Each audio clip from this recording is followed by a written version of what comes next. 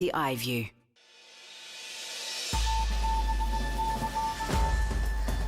Tonight, the mother accused of murdering her two young sons remanded in custody after facing court.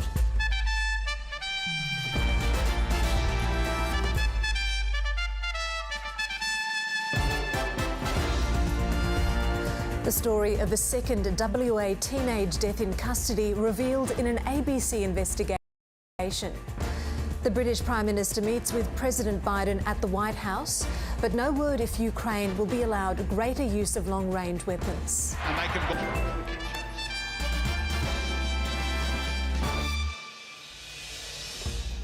Good evening and welcome to ABC News. I'm Mariam Saab. The mother of two boys, allegedly stabbed to death west of Sydney on Tuesday, has faced court charged with murder. Crime reporter Leah Harris was in the court as it happened. Patricia Smith faced court for the first time a short time ago after being charged last night with murdering her two young sons. She addressed the court very briefly today just to confirm that she understood what was happening and to thank the magistrate at the end of the hearing. She had been under police guard in hospital up until yesterday when she was given medical clearance to be released. She was then interviewed by police and charged with the murder. As I said, she's been under police guard since the bodies of her two sons were found on Tuesday afternoon. Police were called to the Falcon Bridge home on Tuesday afternoon by the boys' father. That's where Russell and Ben Smith, aged 9 and 11, were found at the home. They had allegedly suffered fatal stab wounds. Ms. Smith also suffered some injuries which police will allege were self-inflicted. She was released from hospital today, as I said, and charged last night. She was represented in court by her lawyer, who spoke after the hearing. At this stage, I can't say anything more in relation to what's going to happen with the matter until we get all the material. But as I said, there's a lot of family members who are really hurting in respect to this, parents, grandparents and the like. And we'd ask that everyone respect that privacy because, as I said, right from emergency services who had to attend the scene and everything else, there'd be a lot of people out there that have been subjected to this, and in that particular respect we've just got to let the course take its natural course in respect to getting the paperwork and going from there. So her lawyer did not apply for bail on her behalf today, and she will remain in custody until her next court appearance in November. For the first time, the story of the second teenager to end his life in WA's youth detention system can be revealed.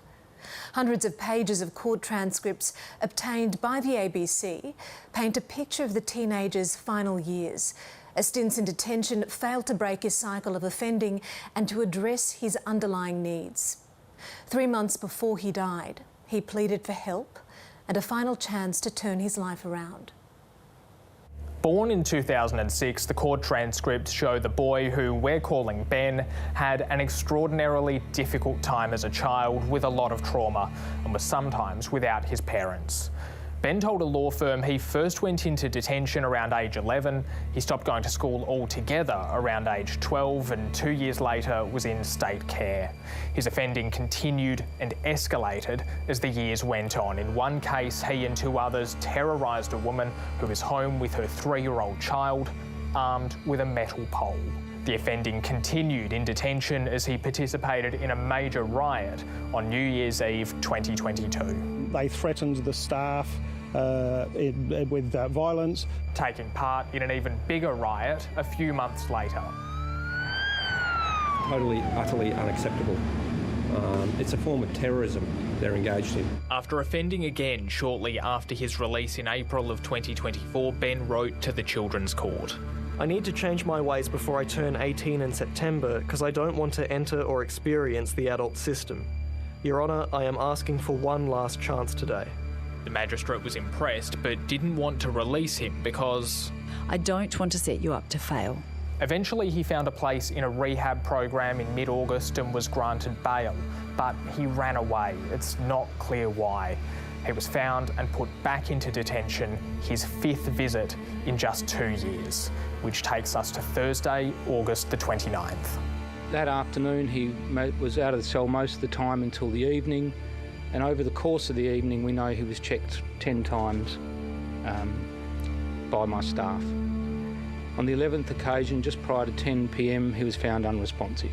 Sadly, we couldn't revive the young man. The ABC's been told by people familiar with Ben's case but not allowed to speak publicly that those involved in his care did as much as they could, but they were let down by the systems they were working in. Systems made more complicated as he approached adulthood and aged out of juvenile supports.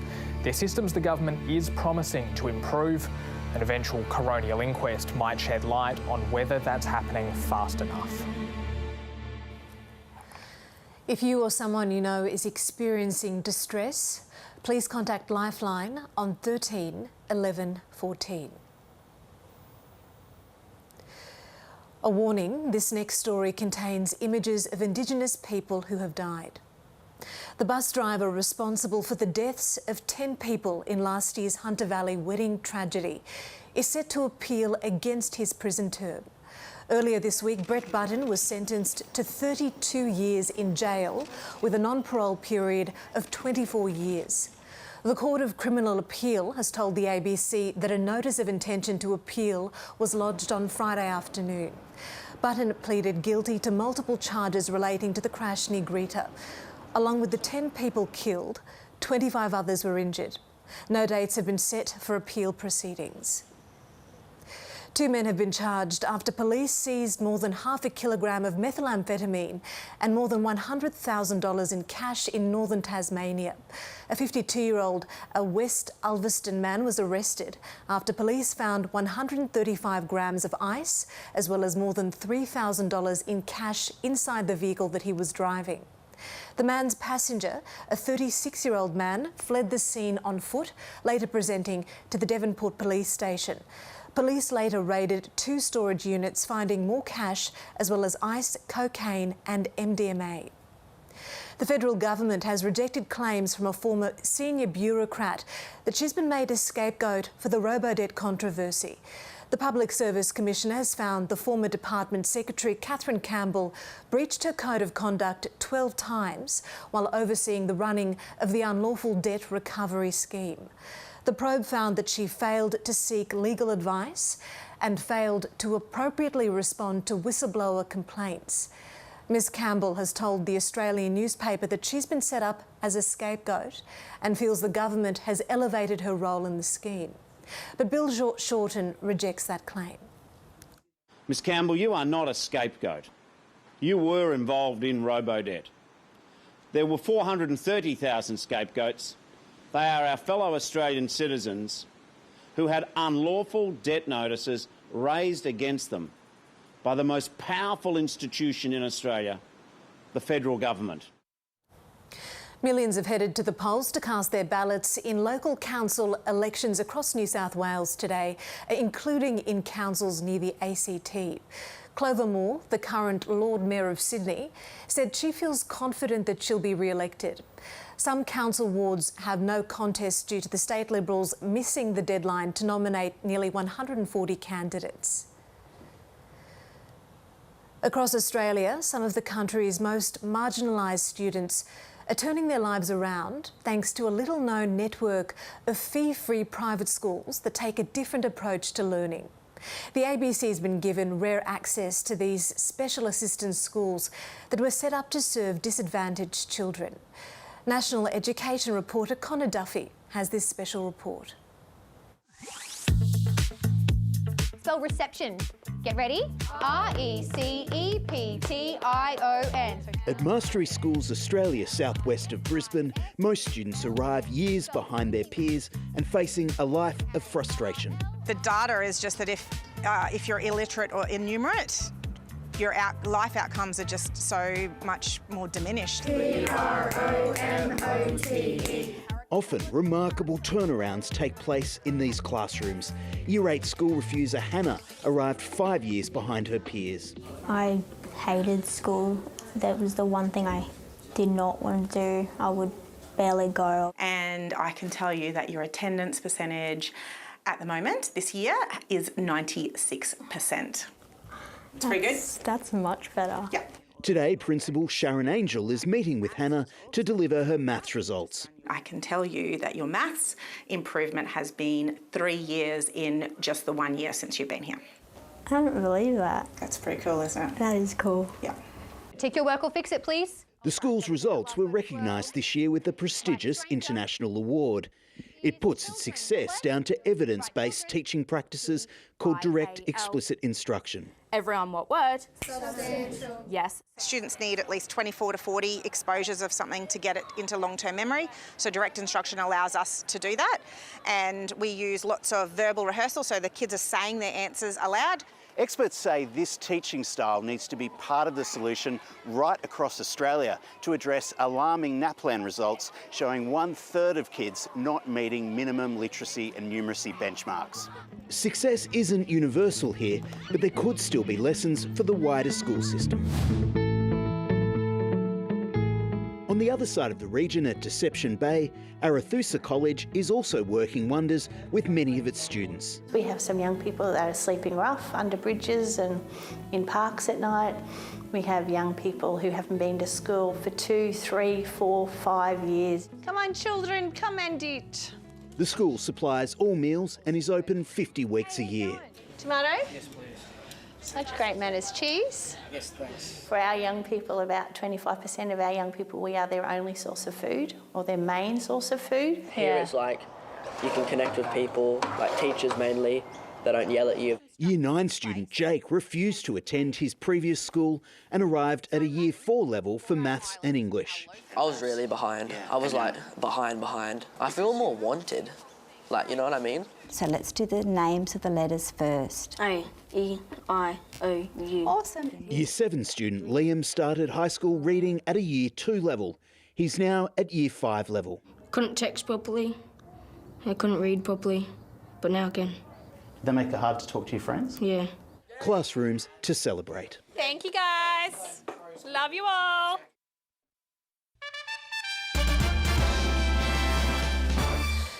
Turning your attention abroad, US President Joe Biden has said Russian President Vladimir Putin will not prevail. This following pressing talks with British Prime Minister Keir Starmer. The UK is reportedly close to granting Ukraine's request to be allowed to deploy long-range Western missiles from Ukraine and into Russia. But Moscow has warned against such a move, saying that it would put NATO into direct war with Russia. Mr. Prime Minister, welcome. A meeting in Washington at which Ukraine loomed large. Putin will not prevail in this war. Very, very important that we support Ukraine. Ukraine wants to be allowed to use long-range missiles supplied by the West to attack targets deep in Russian territory. Until now, the answer has been no, because of concerns the move could provoke Russia into widening the war. And reports that the UK is considering allowing Ukraine to deploy its missiles prompted this warning from Moscow. This will mean that NATO, the United States and European countries are fighting Russia. And if this happens, then, given the change in the nature of this conflict, we will take decisions corresponding to the threats we are facing. What do you say to Vladimir Putin's threat of war, Mr. President? I don't think much about Vladimir Putin. It appeared the meeting did not result in any firm decisions. This isn't about a particular decision, and we'll obviously pick up again in Unger in just a few days' time. It's likely no coincidence that Russia chose now to announce it's expelled 6 British diplomats it accuses of spying. The UK dismisses the allegations. The use of Western long-range missiles against Russia has long been a red line for Joe Biden, but pressure is increasing from his allies on the US president to approve Kyiv's request. And as ever time is pressing, Ukraine would like to change the dynamic of the war before the onset of winter in the Northern Hemisphere. The clock is also running out on Joe Biden as the president mulls a decision that could have implications far beyond his term in office. Barbara Miller, ABC News, Washington. The head of the World Health Organization says more than 560,000 children have now received a polio vaccination in Gaza. Medical teams targeted 90% of children under 10 in the Palestinian territory after the first case was found there in more than 25 years. Medical teams began the vaccination blitz after lengthy negotiations for a pause in fighting. The turnout is good and people are aware of the importance of vaccination. We hope that all children receive their vaccines. We have malnutrition and contaminated water. The northern Gaza region desperately needs support for more vaccinations, food, water, shelter, and all aspects of life. We are living in near total deprivation. The most powerful storm to hit Asia this year has now reached Myanmar, where dozens of people have died and thousands of people have fled their homes. Typhoon Yagi has left a trail of destruction in its wake across Asia, with Vietnam the hardest hit. Southeast Asia correspondent Lauren Day has this report. The impacts of Typhoon Yagi have now spread right across Southeast Asia, including here in Thailand, as well as Laos and now Myanmar, where thousands of people are displaced from their homes in a country that's already dealing with a devastating civil war and a crippling economic crisis. People in Myanmar have been wading through floodwaters. There's even reports of some people riding on the back of elephants to get to higher ground, and about a third of the population is now in need of humanitarian assistance, but many aid agencies just simply can't get in because of the security risks. So this natural disaster is likely to only exacerbate the problems already faced by much of Myanmar. Now, it's almost exactly a week now since Typhoon Yagi, Asia's most powerful storm this year, hit Vietnam, and much of the north of that country, as well as northern Thailand, remain underwater and at risk of flash flooding and deadly landslides. There's hundreds of thousands of homes that have been inundated in Vietnam, as well as hundreds of schools and healthcare facilities. About 3 million people are also estimated to be without safe water, so the humanitarian mission ahead is just enormous. Hundreds of people have also died right across Asia from this disaster, from the Philippines, where the storm first hit, to southern China, Vietnam, of course, Thailand, Laos and Myanmar. But hundreds more remain missing, so sadly it looks like that death toll is expected to rise.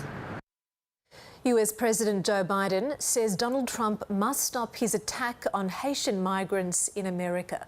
Trump has vowed to carry out a mass deportation of Haitians from the Midwestern town of Springfield in Ohio if he wins the US election in November. He made the pledge after President Biden rebuked him for spreading a false social media story that immigrants in the town had been eating other people's pets. Biden has urged the attacks on the Haitian community to cease. A community that's under attack in our country right now. Simply wrong. There's no place in America. This has to stop what he's doing. It has to stop. Federal mediators have been brought in after 33,000 Boeing machinists stopped work in the US. Union members voted by a huge majority to reject Boeing's contract offer of a 25% pay rise over 4 years. A long strike could further damage the plane maker's finances. Boeing stock has fallen almost 40% this year, slashing the company's market value by around $86 billion. North Korea has, for the first time, revealed details of its uranium enrichment facility. State media released these images of Kim Jong-un walking past rows of centrifuges during a tour of the facility. Centrifuges are key to enriching uranium for the development of nuclear weapons. North Korea has promised to exponentially increase its nuclear arsenal. Images of Kim inspecting Special Forces troops and holding a rifle at an army training base were also released.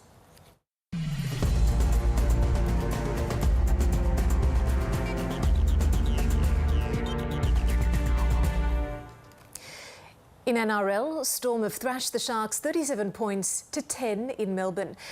And anticipation is building ahead of tonight's AFL semi-final clash between the GWS Giants and the Brisbane Lions. Both teams are vying for a preliminary final berth against Geelong next week. And our reporter Ethan Ricks is at the Sydney Showground. Ethan, how's tonight's match shaping up?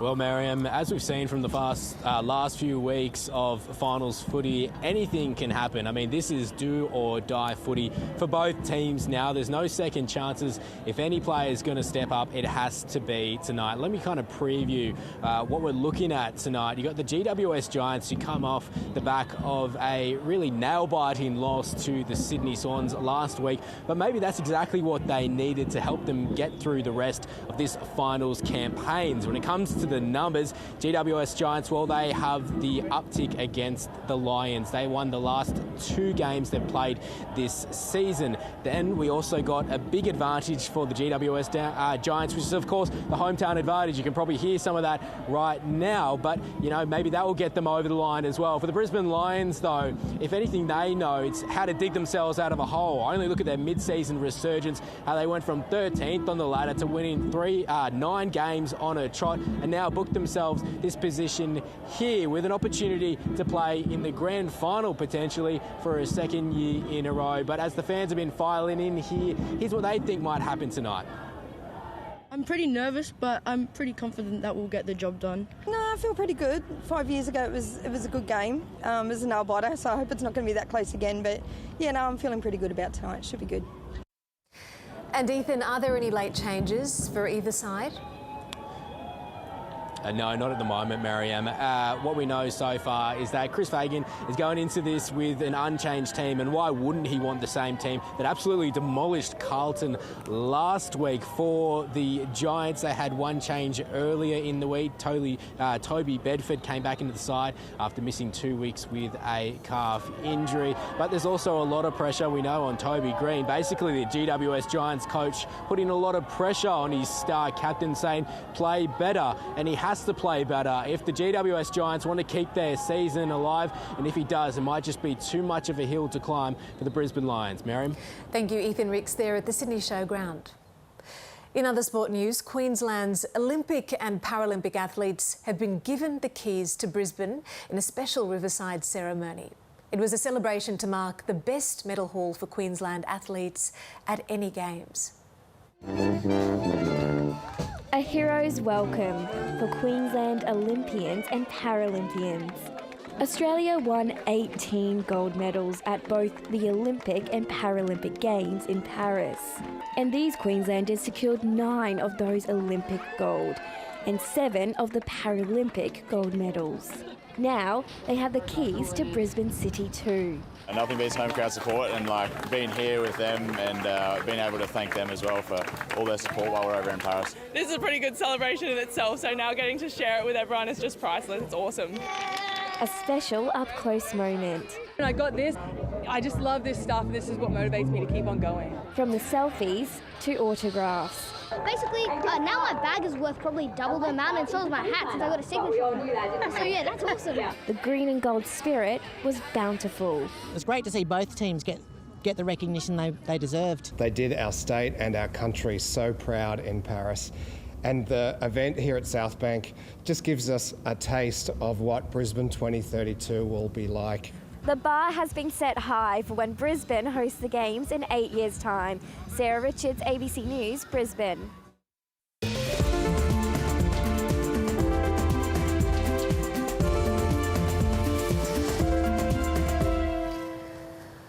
On the satellite picture, a cold front is moving through Victoria with a cloud band stretching over parts of Tasmania, South Australia and southern Western Australia. Another low over the northern New South Wales coast and Queensland's east. A strong high is keeping elsewhere dry, directing warmth to Western Australia and the top end.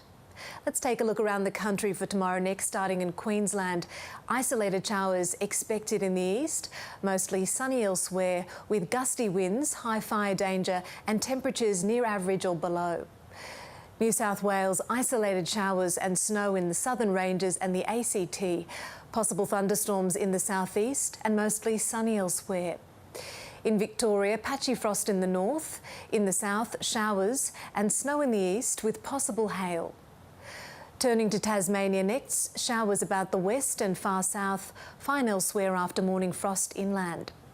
South Australia, meanwhile, will be dry and cold with frost about the agricultural area. For Western Australia, light showers in the south, windy in central and southeastern parts with warm temperatures near the west coast. And the Northern Territory will be partly cloudy with a chance of showers in Arnhem and the Tiwi Islands. More humid in Arnhem, gusty winds south of Elliot and Tennant Creek. Looking ahead to Monday's forecast for our capital cities, mostly sunny in Brisbane, sunny in Sydney, Canberra mostly sunny with some morning frost, a shower or two in Melbourne and Hobart, mostly sunny in Adelaide, a sunny day for Perth, a shower or two in Darwin, reaching right up to 34 degrees there. The winners of the Astronomy Photographer of the Year competition have been revealed for 2024. The competition, which was by the Royal Observatory Greenwich, highlights the work of amateur space photographers from around the globe. The overall winner, Distorted Shadows of the Moon's Surface, is made up of 30 separate photographs of the Sun. This image of Mount Cook National Park in New Zealand, called Tasman Gems, won the Skyscapes category. In the category Our Moon, this image, called Shadow Peaks of Sinus Iridum, took the prize. New Zealand's Mount Cook featured in the competition again with this photograph. It's called Queenstown Aurora. Another winner was High Tech Silhouette, which shows the International Space Station silhouetted against the backdrop of the sun. And finally, we have this image, Anatomy of a Habitable Planet. It won the Annie Maunder Prize for Image Innovation. And there's more news on the ABC News app and on ABC iView. I'm Mariam Saab. Australian Story is coming up on the ABC News channel after this.